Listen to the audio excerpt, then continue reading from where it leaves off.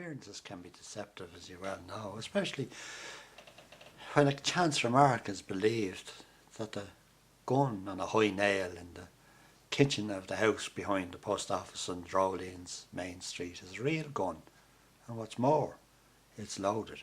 See, it was really an old-fashioned toy gun that fired a single cap at a time, a single-shot revolver, if you could imagine such a thing. It belonged to one of the lads in the house, and Pádraig, who was the father, and the postmaster, when it was all finished and done with as a toy, painted it black. And then it looked so good and it looked so real that he gave it another coat of black. And then he decided, well, he'd have it on display. So he hung it from a high nail in the kitchen above the range. And there it sat for year after year, doing no harm to anybody. Until one Christmas Eve, 3 layabouts from the town decided it would be a good idea to rob the post office on Christmas Eve. Now, if you know anything about Christmas or about post offices, you'll know that the least amount of money that you could possibly find in a post office was going to be on Christmas Eve. For all of the state money had been paid out by that time, pensions were all distributed, anybody that was due anything had come in, collected it and went off, and even post office books and savings accounts all were raided by their owners to go and buy a bit of Christmas cheer or a few presents or whatever it was. But that did not deter the 3 idiots. They came down to rob the post office and they tried to get in the front, and the front was encased in security devices that would make Fort Knox look like an adventure playground. All sorts of things, CCTVs and cages across the windows, and anything you could think of was there. So this being an Irish country town, there's only one alternative, and they went around the back to the residence and they opened the latch of the kitchen and they walked straight in, and from there they made their way into the post office without disturbing any security alarms whatsoever. Now the house was empty, you have to say.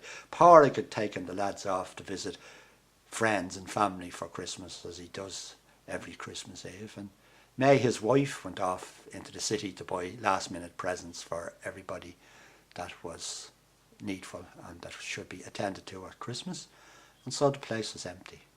So the 3 crooks wandered in, and they were called Charlie, Liam and Maurice. And when they arrived into the post office, they discovered that the till was open, and what's more, the safe was open, and it was very apparent to anybody with a head upon their shoulders that there was nothing in either. For Pádraig had taken the precaution of leaving them open so that some Aegis with a crowbar wouldn't come in and open them up, find nothing, and he'd have to pay for the repairs himself. So they were all dejected and disappointed, and Maurice wandered back into the kitchen while the other 2 wandered around looking for a pot of gold underneath the counter or some such manna from heaven that was never going to arrive. And Maurice went in and he sat down in front of the fire in the range on an old carver armchair with a bit of a rock in it. And he was sitting there and he was looking into the fire and he was having a bit of a think, and he started to hum a few carols and a few Christmas songs that you might remember yourself, whatever come into your head at that time, and he was relaxing and relaxing and relaxing. And while he was there trying to figure out what he was going to do next, Charlie and the other lad came in out of the post office, and they started to wander around the place. And while Charlie was looking into the fire with Maurice, Liam found a few bottles of Christmas cheer on a shelf in a press at the back of the kitchen. So he took one out and he brought it down, and they got 3 glasses and they poured equal measures because they were equal opportunity thieves, and they had a sup and they were sitting there and they finished the bottle, and since a bird never flew under one wing, they went off and they had another bottle, and since there was 3 of them there, 3 wise men, they decided they'd have a bottle each. So it went on like that, and they just kept drinking and drinking and drinking and drinking. And then Charlie, who was cursed with a sweet tooth all of his life, got up and went off after the smell of the Christmas cake that they had smelt when they came through. And there was Christmas cake and there was pudding and there was all sorts of lovely Christmas smells and scents all over the kitchen. And it was nice and peaceful, and it reminds you of another time in the past when things were different and were more simple. And he saw the Christmas cake and he got up a big cleaver of a yolk that he pulled out of a drawer and he smashed into the cake and he cut a big wedge out of it. And it filled his fist. He was a big man and he had a big fist, but this thing filled his fist. He'd hard set to get his fingers around all of it. He wanted to make sure he had the almond and the icing and everything. And he went down and he sat down in front of the fire with the other two and he started to devour the cake. Well, the other lads looked at him and they looked at the cake and he says, "Would you like some cake?"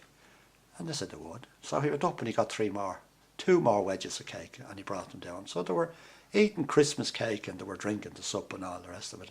When the cake was fairly well gone and the drink was down at sort of a level that was dangerously low, one of them nodded off, Morris nodded off and fell asleep. So the other two spoke a bit quieter because they didn't want to wake him up. And one by one they started to nod off until all three was asleep, and it was taking a bit longer to make a lightning getaway from this daring raid than it should have if they'd been following the textbooks of the successful robbers in their field. But so they went and they were sitting there dozing away when May came home from her shopping trip to the city.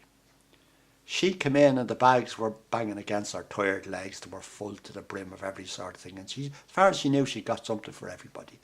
But when she came in and she saw the three lads sitting in front of the fire with their backs to her, bottles empty, glasses almost empty, falling out of their hands almost, and the cake and the crumbs and everything scattered to the high winds all over the place in the four corners of the kitchen, she put down her bags. Now, if you were in that situation, there's one of three things you'd probably do. One is you'd run away.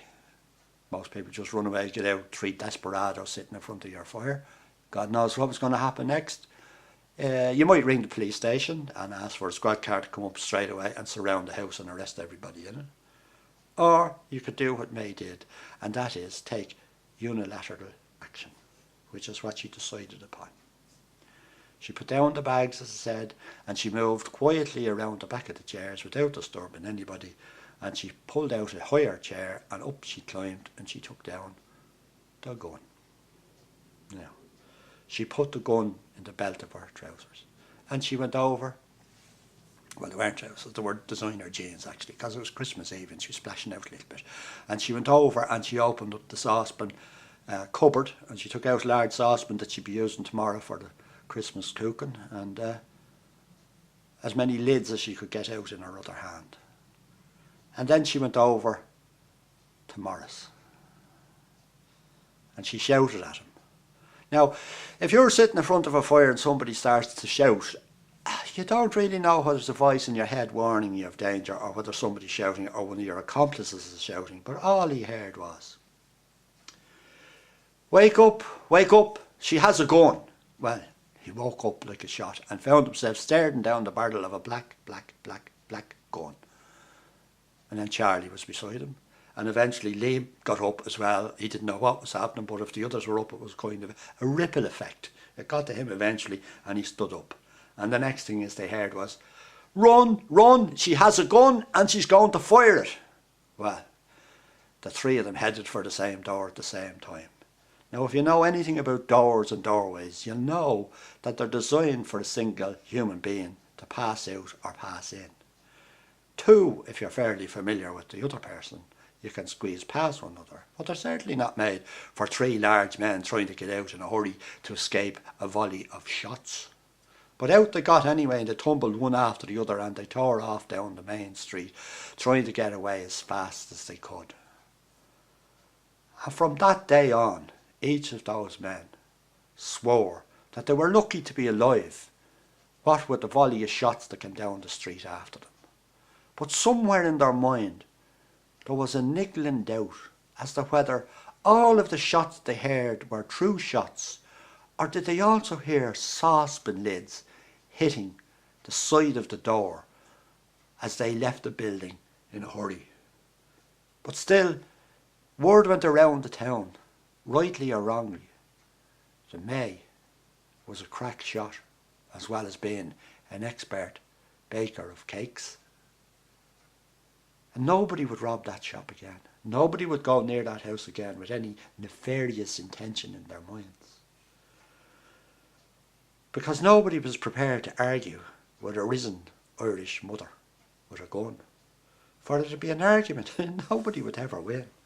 For a loaded mother is a sight to behold.